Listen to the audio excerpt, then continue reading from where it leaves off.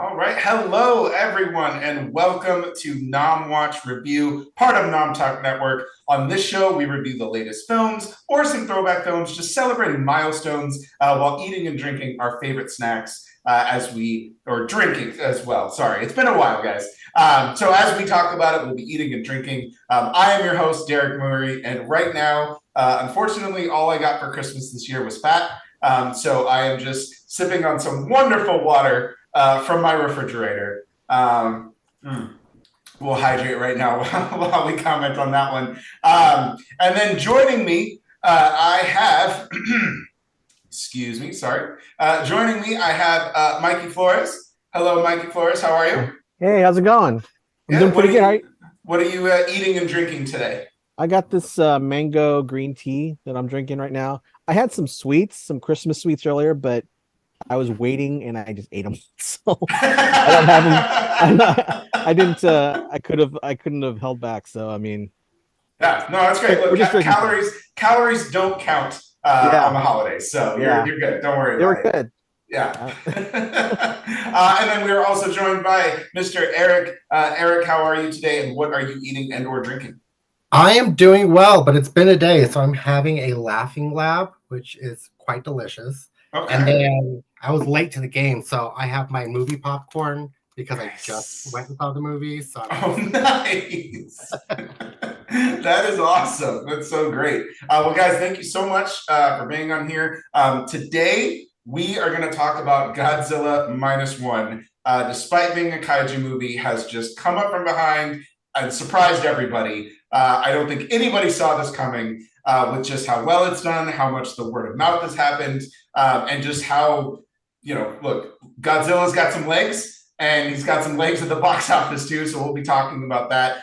So please share your thoughts about Godzilla Minus One in the comments, and we will try to read them and try to get to them. But before we start talking about the film, we also want to give a shout out. We want to let you know that this month we are fundraising for the Trevor Project, which is a nonprofit organization focused on suicide prevention efforts for the LGBTQ community and youth.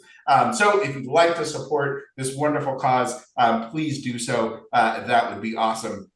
So one of the things that we do here is we don't hide our ratings. We give you our ratings right up front.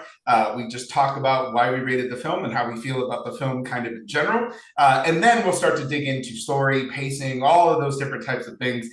There will be spoilers. I don't know if anybody has seen a Godzilla movie, but he does destroy the city. We will definitely be talking about those. So we will start with Mikey. So Mikey, please give us your rating and then just kind of tell us about your experience with Godzilla and your experience with the film. Yeah, so I gave this one a 4.5.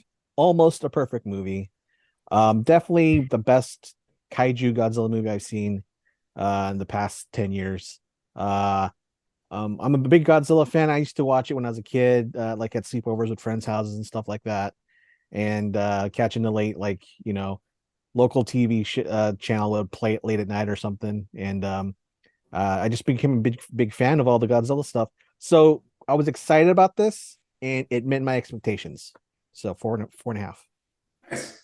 Yeah. Erric, what about yourself? Well, I rated it a 5 because I've watched a lot of kaiju movies throughout my time, but I didn't expect to be as emotionally invested to the characters as I was. Also, I was researching everything as well. Didn't expect to cry. That one got me. Yeah, definitely 5 out of 5 for me. Yeah. Sure. And you're a kaiju fan as well? No, actually. Well, kind of, because I've seen them, but not a big authority on kaiju. But yeah, no, I definitely enjoyed it and thought it was very well done. Definitely the best one in the last decade or so. Nice. Well, this is just going to be an episode of praise. Because usually I've got the hot take, but this time, guys, I fell victim to the Godzilla prey here. I am giving it a 4.5 as well. This film absolutely blew me away. The only reason I went to see it is because my girlfriend is a huge kaiju fan. She loves Godzilla. She loves big monster movies. All of them, doesn't matter quality. That she's just about it. She's about that life. So I'm not really a big kaiju guy. I don't care for most of them. I find a lot of the whole just genre to be kind of lame and a little insufferable. Particularly American versions of things like Godzilla and King Kong.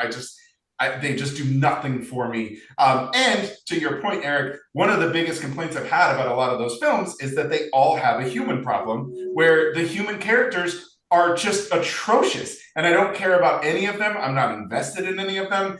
And this one, just everything about these human characters, I was so, this is, there have been, I've seen way too many movies that any human should possibly see this year. But there have only been probably 3 or 4 movies this year that have actually caused me to sit up in my chair and lean forward, because I am that invested in the survivability and the relationships that these characters have. Godzilla just did it for me. I think it's probably going to crack. It's definitely going to crack my top 15, and it might even crack my top 10 of the year. And that's out of like 360 new movies I've seen this year. So this movie is just incredible. 4.5. I typically don't give movies like a perfect score. And I actually think I gave it a 4 when I left the theater. And over time, as I've been remembering it and thinking about it and just kind of reading about some of the things that it did, I've grown, and I've actually lifted the score. So if this is what kaiju movies can be, sign me up. I'm all about it. I'm in. Let's do it. I'm absolutely about this life.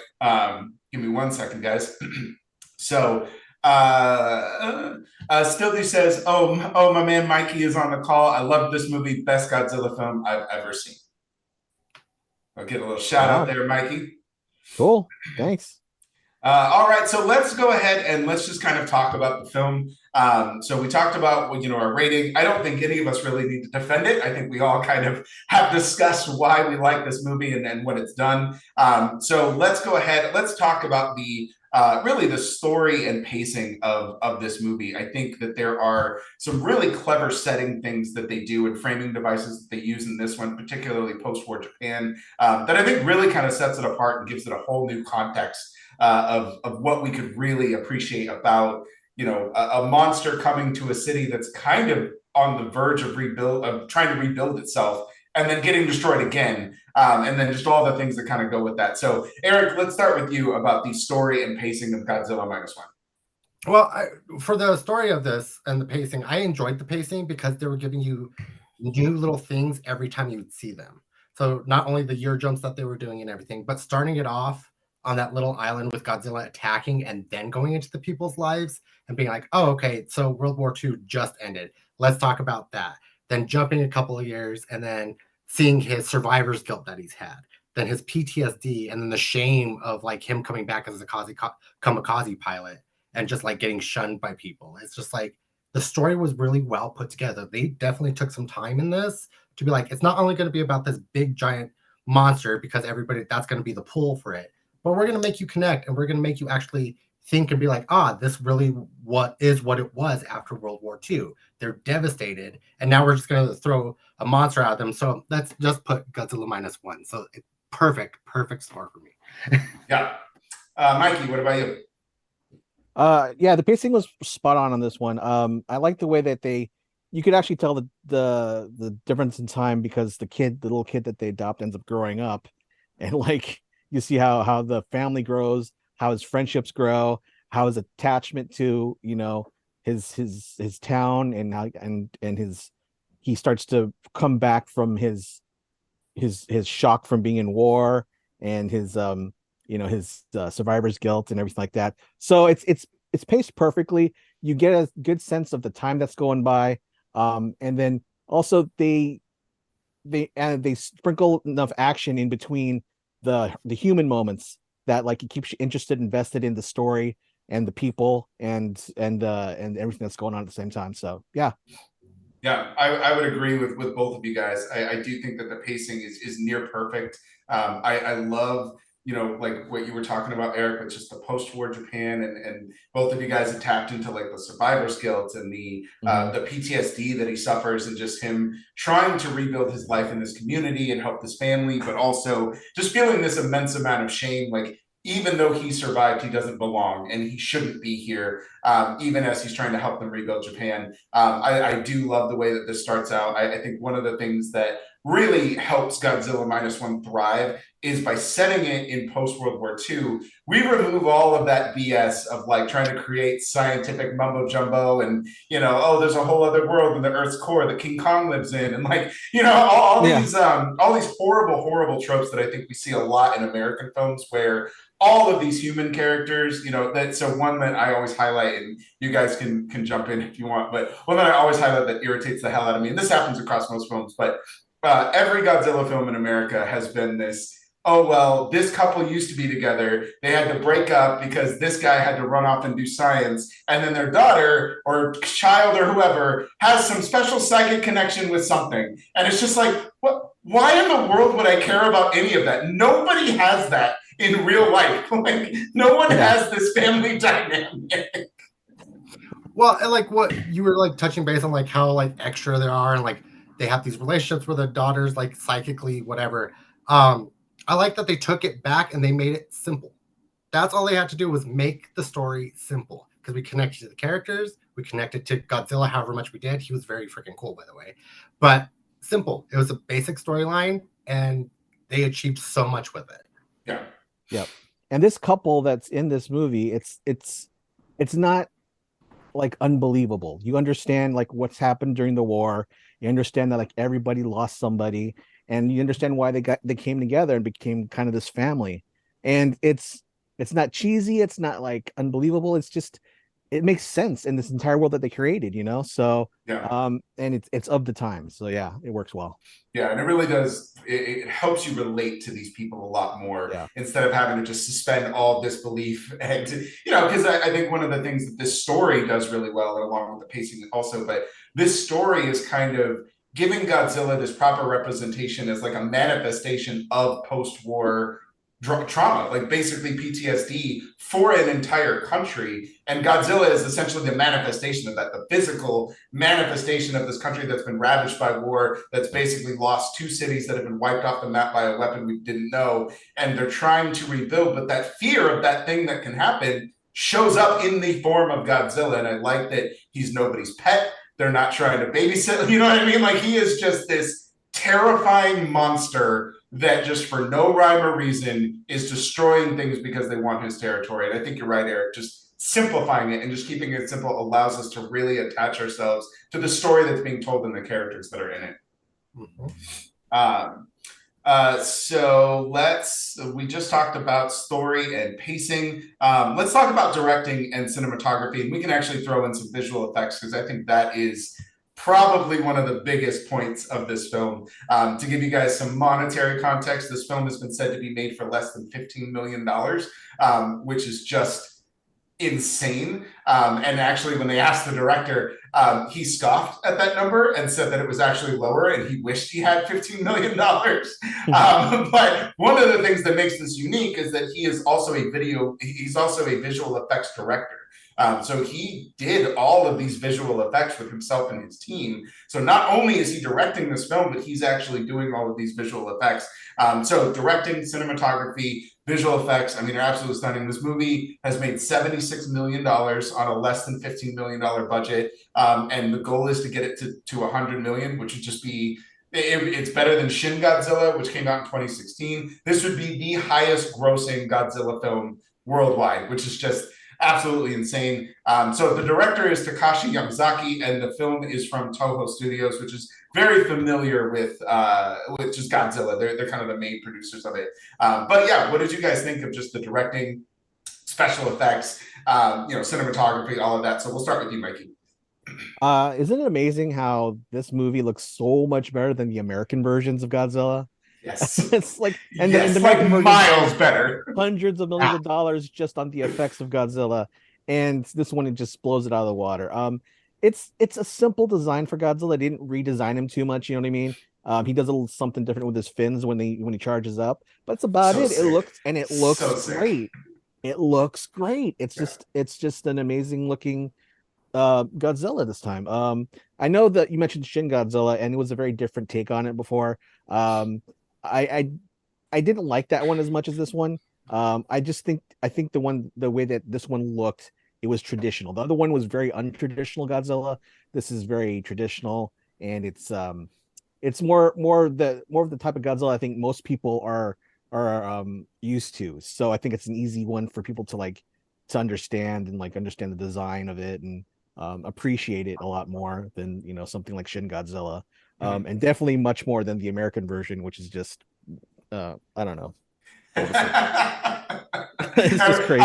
It's so funny to me, and it just cracks me up because you touched on the, the visual effects, just the overblown budget of some of the, especially in 2023. I think this year has been the year of 200, 250, 30, just these massive budgets with these incredible visual effects budgets that just look trash. Like they just don't look good at all. I think of things like Ant-Man and the Wasp. I think of things like Flash, the Flash, Indiana Jones, like all of these movies just have these huge budgets, and it all goes to visual effects, and they look terrible. And so every time I saw Godzilla Minus One, and then like a month later, I saw a trailer for Godzilla X Kong, and I just remember thinking like, you should all be very embarrassed now. Like Godzilla Minus One has embarrassed you, and you should not feel good about putting this out because it does not look good at all. I think people that watch this one and then are gonna watch that one later on are like, they're gonna be like, well, why would I even watch the American version anymore? I'm just gonna stick with the Japanese version, see where the story goes with that one because it just looks better. Yeah. I don't know why Kong has to have the Infinity Gauntlet, but that's a whole different show. So, Eric, what did you think of the directing, cinematography, special effects? I thought the directing was perfect because he took those little moments that, like, why we're so pulled into these characters. He took those little moments and thrived with it. With like the guy that they call a kid, I can't remember the actor's name, but the one who played the kid, he's the one who got me to cry the most. With like his little things of like, I want to fight too, and then like crying when he gets off the boat. Like just the directing of that was so perfect. To the visual effects, again, I bring back simple. They didn't try to go above and beyond. They went in there and did what they had to do, and then they got out. They weren't like, oh, let's do this, let's do that. And that's what makes this beautiful and perfect. Because there was a couple of little things that I was like, oh, okay, the rendering there is a little off, but overall, I thought it was perfect and wonderful for this movie. Yeah, I like that you keep going back to simplicity, and I want to kind of highlight the direction just a little bit more, because one thing that I think you can really tell in here, and I'll kind of pose this to you and just I'll make this statement. It won't be a direct question, but you guys can comment on it. But this director, one of the things that I can always feel in films is you can feel a legitimate passion and a legitimate connection to the story. And that particularly comes out in how they execute and how they want to tell their stories. And, you find a lot of directors that are doing this for the paycheck. So they just splash everything on a green screen, yell cut, and then just hope it gets fixed in post. You know what I mean? And that's not how this felt at all. This felt like he feels very passionate about this story he's trying to tell, and not just Godzilla himself, but post-war Japan and the kid, and all these themes that kind of run through it.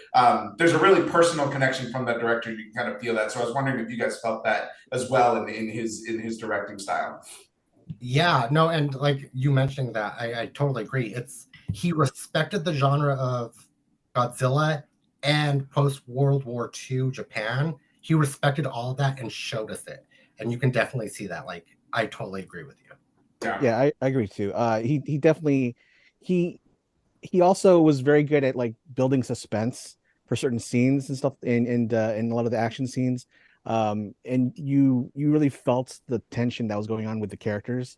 The train scene, the train scene when he attacks the city there's a similar scene like in another movie that came out this year, a big blockbuster, and it's very similar to that. But like the director, he did such a good job of directing that scene. It's like it blew that one out of the water. It was almost the exact same scene. It's like hanging from a train. Someone's hanging from inside of a train. It was just like a Mission Impossible movie. And so like, and he did the same thing, but it looked and felt more suspenseful, more terrifying. Like the stakes were bigger, and you actually cared about the characters, and you were worried about what happened. So yeah, let's we'll talk about action here in a few minutes. Let's talk about the characters. because there are a lot of characters. We've been talking about how invested we are, how emotionally charged these characters have gotten to us, and I think that is something that is very unique with Godzilla Minus One, where the actual human characters are people that you do care about, which is not something that has been very common in a lot of these movies. I will try to talk through these, and I'm just gonna full spoilers, guys. I'm going to butcher every single one of these names. I do not speak Japanese, and even reading it anyways. I'm just gonna I'm gonna read the first names of some of these characters, and then we're just gonna name the ones I know that I think I can say. So our lead character, which is one we've been talking about, that's the kamikaze pilot. His name is Kochi, and he's played by Ryanosuke Kamiki. I think that's right. It's probably not. So he is a former kamikaze pilot who didn't go through with his actual kamikaze plan, and that's where he gets survivor guilt.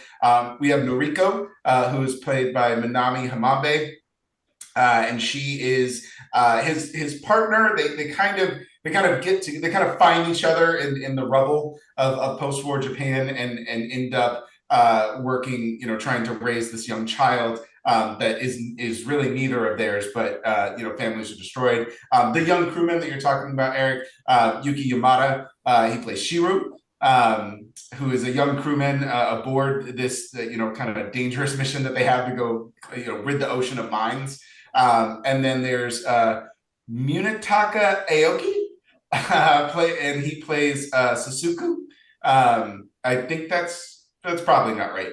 So those are kind of like our main four. There's definitely a couple of other characters that can introduce, but after I just absolutely destroyed all of those names, talk to me a little bit about the characters, you guys. And any of you can jump in, either one. I thought they were very well done, and I'm not going to try and say the names because I knew I was going to butcher them too. So I'm going to say like neighbor, the kid, the doc, the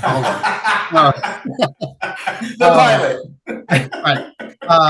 But Kochi, that's the one I will say. Kochi. I liked him overall, and I get it. And I had to think about that after I started watching it, because for me, when I was watching it, he kind of got on my nerves a little bit. I peeked in the chat and everything, and somebody says, who is it? Still Do says his performance fell a little flat in a couple of the scenes. Okay. And I was thinking about that, and then as I brought up the PTSD and survivor's guilt and shame and stuff like that, it's like he actually did a very good job because he represented those on the screen. So it wasn't that he was just like lacking for me. It was he was acting that, which is very impressive for me to see him do. Noriko, I loved her. Every scene that she was in, I loved her. Just like her personality, her spunk, and everything like that. And the neighbor as well. Just to see her at the beginning of it and then to flip towards the end, just to see her story arc of the thing. Everybody else in the movie, I thought they did a good job. They were very good at keeping the story on pace, and they did what they had to do. Favorite though is Kid. His emotions got me to cry twice, and like I said, didn't expect to cry during Godzilla in 2023, but now I have to mark that off my 2023. That's fair. It's totally definitely not an fair. American Godzilla movie. You wouldn't cry. Oh God, no. I only cry because I have to watch it. What did you think about the characters, Mikey? I like the main character Koichi. I thought he was really good. And his relationship with Noriko was great. I liked seeing them grow together as a couple. And this is the very, very Japanese drama of they like each other but they can't say it and stuff like that. And for him it was definitely warranted, since he had his own war to fight. He wasn't finished fighting his own war, so he was dealing with that. I really liked the interaction between him and the other war veteran. I think his name is Tachibana, who was the mechanic. His name is I think it's Kenji Noda. Okay, but his character is named Tachibana. Oh no, you're right. Okay, but I mean, anyways, that character, the story between those two is, I thought that was a really good story, because it was at the beginning of the movie. He lands at his island, he understands that sometimes pilots don't complete their mission. He kind of consoles them, But then when something happens during like when Godzilla attacks, basically, he kind of blames him for being a coward. And so then when he comes back, he has that added guilt of not only not completing his kamikaze mission, but also being a coward and letting all those people down in the island. And then when they have to reconnect together later on, they start to eventually grow to respect each other because he's gonna go on this mission, this dangerous mission, and he sees that he's not a coward. He actually cares about his country, his family, and the people that he loves. So he starts to respect him. And I think the way that the two of them grow to respect each other is another reason why this story, the people are head and shoulders above anything you've ever seen in any of the American versions or whatever, Yeah. No, I agree. I think all of those relationships are great. Especially that relationship that you're talking about with that technician. I love the turn, and I this is only because I dislike this movie so much because I feel like it ends immediately after Batman's back breaks, and then you just turn it off. But it reminded me of The Dark Knight Rises with the ejection button and then it getting fixed and that kind of thing. But to your point, and kind of what we've been talking about here, because there's this passion in the directing and this care for the story, and you really start investing in these human characters, that kind of like, you need to live on, you need to survive, like you don't need to feel guilty anymore. Like, I see who you actually are. You're not a coward, you're somebody who truly loves it. But when the ejection happens, you're just like, like it's so thrilling and it's so exciting. And you're just, that whole scene is just so enthralling and so just, I mean, it doesn't even matter if it's predictable. It looks great. You are exhilarated as you're watching it. And I think the boys in the boat is just what I'm going to call them. This whole little makeshift crew that, basically fights Godzilla on a fishing boat, which is just amazing. I just absolutely love this. Well, and like, I'd like to also say, like, for this, like, you get most like Godzilla movies who are just like, we're going to have our massive armies from anything come back and stuff like that. And these were just people. Like, all of them served because they were just in World War II, but all of them came together as a people to fight Godzilla, and I love that. Yeah, it was really like a story about a nation feeling pride in themselves after they've just been just devastated with war. So like and I like the fact that like it was citizens, like you said, it was people, it was citizens, not like regular military. Like they had served, but they're no longer in the military. It's just they were citizens. And they figured that the government wasn't doing the right thing. They weren't helping them the right way. And they had to do it themselves because they believed in their country. They believed they could do it. And they didn't want to leave it to a government that lost the war, So, I think it says something about like how the Japanese people may have been defeated, but they were still prideful and they only lost because of their government let them down. No, and I love too that and again, just setting it in post-war Japan, it eliminates the US is going to come and save us, or all of these other allies or anybody. Like, none of them want to participate, and so they're all trying to rebuild their own countries too. And the minute they show any aggression in international waters, nobody wants another war. They're done with it. They're all trying to, and so I think you're right. This idea that these citizens just come together and say, no, we're going to stand up for our country. We're going to save our country. We don't want to lose again. We want to have pride in our country. We're trying to rebuild. We're trying to have our country back, and no one is helping us. So whatever, we'll do it on our own. I really do like that aspect of it a lot. There's one character that we have left off, and I have purposely left him off, and we have to talk about him, and that's Godzilla himself. We have to talk about Godzilla himself as he shows up in this movie. What did you guys think of Godzilla as the character, just his design, everything that he does in this film? I like that they didn't try to over-explain him. Like in like the other movies, they kind of try to give him, like, they spend a lot of time giving him a motive of like what he's doing and why he's doing it. And here it's kind of like he just is. He's a force of nature. He's destruction. He's there to destroy. And they're not trying to like make him an anti-hero, like some movies, or like have him, protect Japan from another monster. It's like he's just Godzilla, and he was mutated by radiation, and Japan's in his way, and he's going to destroy it. There's he's the product of war. Yeah, exactly. He's the consequences of our own actions. He's a product of the nuclear age, basically. He's the embodiment of that.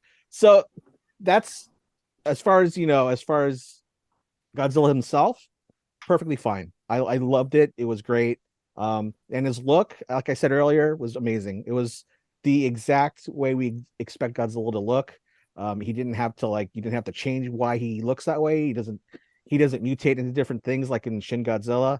It just is Godzilla, and his motivations are clear. So yeah. What about you, Eric? Yeah, no, I totally agree with you. He's just a monster. He does what he wants when he wants it. They didn't give the backstory of like, oh, he was mutated from a lizard on this island and then met a little girl. Like, they didn't do that. They didn't have to. That's not why we originally watched Godzilla movies. That's not what you have to do now. Perfect. I loved how they created him. His charge up with his like spikes popping out. That was the coolest thing to me about him. When I talk about sitting forward in my seat, because and again, this goes back to just how incredible the special effects are. But that scene in particular, when he gets hit with a tank and he's just like, no, and then he just charges up and it just goes all and just unleashes. I could not. I was just gripping my armrest because it was just so incredibly well done, and oh my god, that scene is so good. It's so good. But anyways, keep going. Sorry. So good, and it's just he was there to destroy. We didn't. And what I also enjoyed was the fact that they didn't try to explain where he came from in the movie. He just was there, so they were innately reacting to him. Also impressive that blast, how big it is and how destructive it is. I was impressed by that as well. Yeah, I think I agree. I think there's something to, again, just like you kind of keep pointing out, like just keep it simple. Just bring it back to basics. And we don't need everything to be explained. We don't need everything to be overblown. There's so many themes in this film, and like we talked about, and Eric, Mikey, you touched on it too. Like, he is a product of the nuclear age. That's what he represents. It doesn't matter where this monster came from. Like, it exists because of the things that we have done, because we have post-war Japan, because we had World War II, because we experimented, because we did all of these things. And now we got to deal with the consequences from this unknown entity that just comes out and it's here to destroy. It's claimed Japan as its territory, and it's just going to do what it wants to do. And I love that. I think that makes Godzilla more this is by far and away the most terrifying Godzilla I think we've ever seen on film. This is not your friendly dinosaur. Like, this is a monster in the truest form of the word. And I love that. I think that's a really, really important thing for Godzilla to be. And I don't, again, with the American versions, we just don't see that anymore. Well, even with this, they didn't have to have, like, in the American versions, they have like a funny guy or like a guy who just kind of, they didn't have to have that to explain what Godzilla was, to make a quip or a joke about him. He just was, which made it even more. So yeah. Again, we don't need a scientist that's been researching Godzilla his entire life and who's got a secret base underneath the ocean, and that's where I could go on and on and on about how much I hate these American versions of Godzilla. They're so fun. They just and I think that's something that this film does really well, as we kind of put all of these pieces together, is it leaves you invested. It wants you, it invites you to invest in what's happening. And so many times in these American versions, they have these types of characters where you're just like, I have no connection to this whatsoever. Like, you're taking me out of this movie. Like, I came to see a monster movie and all we're doing is talking about nonsense. I'll go ahead and say it for you, Derek. Matthew Broderick and Godzilla 2000. Man, yes. When I was a kid, I was looking forward to that movie. I was so pumped for that movie, and then what a letdown. What a letdown. At least it gave us a sick song with Puff Daddy, which actually doesn't age all that well now. No. Now that I've said it out loud, I realize that's That's the wrong collab. That's not the one that we want. So we'll move on from that. Sorry. Just as we kind of start to wind down here and give some of our final thoughts, I'll ask you guys, what were some of your absolute favorite scenes? Obviously, we talked about the charge up, but do you have any scenes that you guys were just really like, this scene, I'm gonna remember this, and this is like Godzilla Minus One. This is the scene. Everybody else, you got to try harder. It can be more than one scene, but yeah. What were some of your favorite scenes, Mikey? We'll start with you. For me, like I mentioned, the train scene, that was really good. I thought it was like a better version of something we'd seen earlier. But the scene that I really loved was when they first meet Godzilla, they're in the fishing boat and he's coming up and his head's just above the water and he's chasing after them. And they're trying to like shoot him. They're trying to like do whatever they can, and he's getting closer and closer. That's better than anything I've ever seen in Jaws. Seriously, like that boat scene right there, that was amazing. That was so cool. That was like my absolute favorite scene of like in the movie. I also really loved when he actually unleashed his atomic breath, and you saw how devastating it was. It was like the big mushroom cloud and everything like that, and how quickly the city was like destroyed. It's like, I feel like in the other movies, he uses his powers whenever he wants, like, and it's like no consequence. It's like throwing a punch, it's like, you know what I mean? But here it's like, it's devastating. You can see how devastating it is. They just really amped up how menacing he was in this movie. Yeah. Erric? I have to agree. The train scene, that's just like a beautiful shot, her dangling and everything like that, and seeing him coming. The mushroom clouds were just gorgeous to me. The one that I think is going to stick with me the most, though, is when Kochi gets home and he sees his house destroyed in rubble and everything around him destroyed. That scene was very impactful. I was like, oh, this is post-World War Japan. Like, just everything that they did there was just so beautiful. And then the neighbor coming up saying, my kids died, your parents died, everything like that. I did feel like that was just a very strong, powerful scene to like kind of start this arc of their characters of the movie. Yeah. I both of those scenes I think are just incredible. I think a lot of the action sequences are just done. They're just done so well.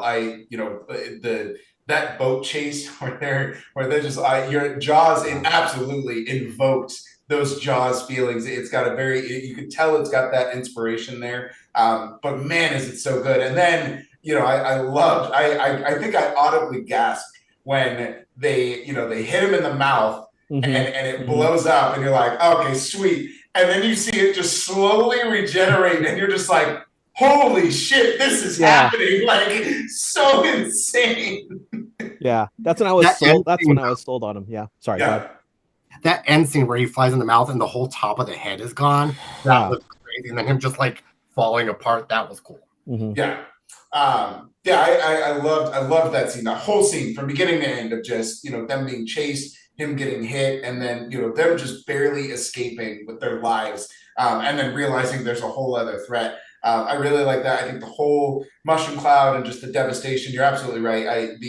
So many times we see Godzilla's powers and the things that he can do, they're really just used for plot devices. Like there's no real meat on the bones. There's no consequences to why these things are happening. It's very much like a Superman rendition where like, what can Superman do? And they're like, I don't know. What does the movie need him to do? And that's just kind of how Godzilla's treated in a lot of these American versions that we have. And this one, again, going back to Eric's point of just stripping it all down and keeping it simple, he's a devastator. And when he lights up, things are going to go down. It's going to get rough and it's going to be devastating. You're going to be able to see how devastating it actually is. So I love that scene. And then I just think the entire end action sequence and just their whole plan and how they're trying to sink him and then him coming back up. Like everything about that to me was just, it's, again, it draws a lot of inspiration from a lot of other things. It's not something that like, you can sit back and say, hey, I've never seen this before, because we probably have. We've seen iterations of this type of thing